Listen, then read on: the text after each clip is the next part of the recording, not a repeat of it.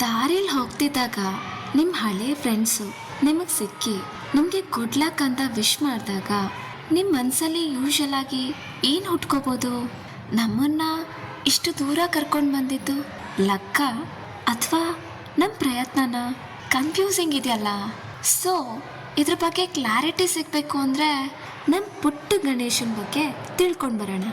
ನಮ್ಮ ಪುಟ್ಟ ಗಣೇಶ ಇದ್ದಾನಲ್ಲ, ಅವ್ನು ದೊಡ್ಡ ದೊಡ್ಡ ಕೆಲಸ ಶುರು ಮಾಡೋದಕ್ಕಿಂತ ಮುಂಚೆ ಜನರು ಅವನಿಗೆ ಅವಾಗ ಗುಡ್ ಲಕ್ ಅಂತ ಹೇಳ್ತಿರ್ತಾರೆ. ಅದು ಎಷ್ಟು ಮಟ್ಟಿಗೆ ಗೊತ್ತಾ?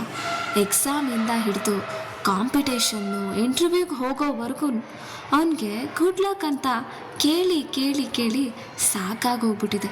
ಅವನು ಅವಾಗ ಒಳಗಡೆ ಅನ್ಕೋತಿರ್ತಾನೆ, ಎಲ್ಲರೂ ನನ್ನ ಲಕ್ ಬಗ್ಗೆನೇ ಮಾತಾಡ್ತಾರೆ, ಆದರೆ ಯಾರಿಗೂ ನನ್ನ ಸ್ಲೀಪ್ಲೆಟ್ ನೈಟ್ಸ್ ಬಗ್ಗೆ, ನನ್ನ ಹಾರ್ಡ್ ವರ್ಕ್ ಬಗ್ಗೆ ಗೊತ್ತೇ ಆಗಲ್ವಲ್ಲ. ನಾನು ಇದಕ್ಕೋಸ್ಕರ ಅಂತಲೇ ಎಷ್ಟೊಂದು ಸ್ಯಾಕ್ರಿಫೈಸ್ ಮಾಡಿದ್ದೀನಿ, ಇದು ಯಾರಿಗೂ ಗೊತ್ತಿಲ್ಲ, ಇದೆಲ್ಲ ನಿನಗೆ ಲಕ್ಕಿಂದನೇ ಬಂದಿರೋದು ಅಂತ ಎಲ್ಲ ಅಂದ್ಕೊಂಡಿದ್ದಾರಲ್ಲ ಅನ್ಕೋತಿರ್ತಾನೆ. ಗೈಸ್, ರಿಯಾಲಿಟಿ ಏನು ಗೊತ್ತಾ? ಜನರು ನಮ್ಮ ಸಕ್ಸಸ್ಸನ್ನು ನೋಡಿದಾಗ ಏನು ಲಕ್ಕಿಯಪ್ಪ ಇವನಿಗೆ ಮುಟ್ಟಿದೆಲ್ಲ ಚಿನ್ನ ಆಗ್ಬಿಡುತ್ತೆ, ಹಾಗೆ ಹೀಗೆ ಅನ್ಕೋತಾನೆ ಇರ್ತಾರೆ. ಆದರೆ ಹಿಂದೆ ಇರೋ ಶ್ರಮ ಮಾತ್ರ ಅವರು ಕಾಣಿಸೋದೇ ಇಲ್ಲ. ಅವರು ಎಷ್ಟೋ ಸಲ ಸೋತಿರ್ತಾರೆ, ಬಿದ್ದಿರ್ತಾರೆ, ಅದು ಯಾರಿಗೂ ಕಾಣಿಸಿರಲ್ಲ. ಆದರೆ ಅವ್ರ ಸಕ್ಸಸ್ ಮಾತ್ರ ಎಲ್ರಿಗೂ ಕಣ್ಣು ಕುಗ್ತಿರುತ್ತೆ. ಪ್ರಾಬಬ್ಲಿ ಆಗಲೇ ಅನಿಸುತ್ತೆ ನಮ್ಮ ಪುಟ್ಟ ಗಣೇಶನಿಗೂ ಸತ್ಯ ಅರ್ಥ ಆಗಿತ್ತು.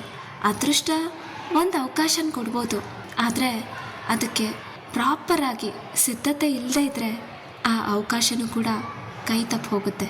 ಸೊ ಅವತ್ತಿಂದ ಅವನು ತನ್ನ ಲಕ್ಗಾಗಿ ಕಾಯೋದನ್ನು ಬಿಟ್ಬಿಟ್ಟ. ಪ್ರಿಪ್ರೇಷನ್ ಮೇಲೆ ಫೋಕಸ್ ಮಾಡ್ತಾ ಬಂದ, ರಿಸಲ್ಟ್ಗಿಂತ ಪ್ರೋಸೆಸ್ ಮೇಲೆ ನಂಬಿಕೆ ಇಟ್ಕೊಂಡ. ಅದಕ್ಕೆ ಅನಿಸುತ್ತೆ ಅವನ ಲೈಫಲ್ಲಿ ಸಕ್ಸಸ್ ಆಗಿತ್ತು. ಗೈಸ್, ಕೊನೆಯದಾಗ ಒಂದು ಮಾತು, ನಿಮಗೆ ಮುಂದಿನ ಸಲ ಯಾರಾದರೂ ಗುಡ್ ಲಕ್ ಅಂತ ಹೇಳಿದ್ರೆ ಅವ್ರಿಗೆ ನಗ್ನಗ್ತಾ ಹೇಳಿ ಥ್ಯಾಂಕ್ ಯು ಅಂತ. ಬಟ್ ಮರಿಬೇಡಿ, ನಿಮ್ಮ ಲಕ್ ಜೊತೆಗೆ ನಿಮ್ಮ ಹಾರ್ಡ್ ವರ್ಕ್ ಕೂಡ ನಿಮ್ಮ ಜೊತೇಲಿ ಇಟ್ಕೊಂಡ್ರೇ ನೀವು ಮುಂದಕ್ಕೆ ಹೋಗೋದಕ್ಕೆ ಸಾಧ್ಯ. ಓಕೆ.